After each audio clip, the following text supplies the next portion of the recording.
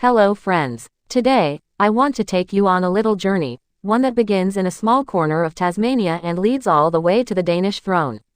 And at the heart of this story is Queen Mary of Denmark. Now, many of us have seen some old photos of Queen Mary. And I don't know about you, but when I look at them, what I see is a woman of remarkable beauty, timeless elegance, and quiet, confident strength. But those photographs only tell part of the story. So let's talk about the woman behind them. Mary Elizabeth Donaldson was born in Hobart, Tasmania, on February 5, 1972. The youngest of 4 children, she was raised in a loving Scottish-Australian family. She wasn't born into royalty. Far from it. She went to Taroona High School, then on to the University of Tasmania, where she studied commerce and law.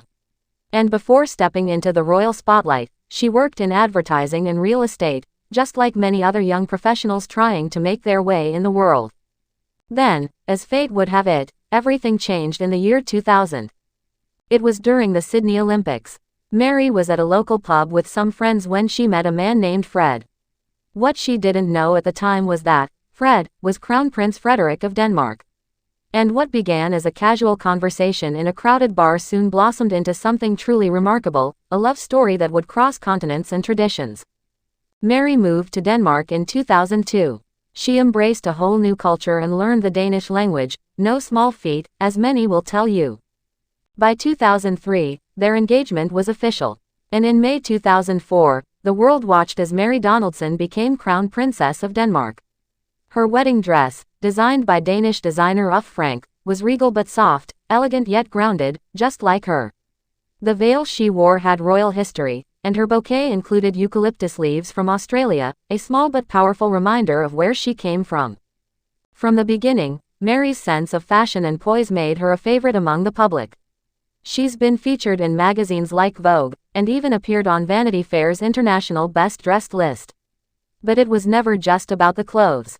It was how she carried herself, always composed, always authentic. And that's what those old photos reflect, not just beauty, but dignity. Now, fast forward to January 14, 2024. After Queen Margrethe II chose to step down, Mary officially became Queen of Denmark, alongside her husband, now King Frederik X. It was a historic moment.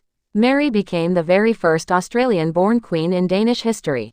And what a proud moment that was, not just for Denmark, but for Australia too. But even before she wore the crown, Mary had already made her mark as a compassionate and dedicated leader. In 2007, she launched the Mary Foundation, a project aimed at fighting social isolation, bullying, and domestic violence. She's also a patron of numerous charities, supporting everything from mental health to refugee support to women's rights. In 2022, when Queen Mary turned 50, the Danish people didn't just celebrate her birthday, they celebrated her legacy.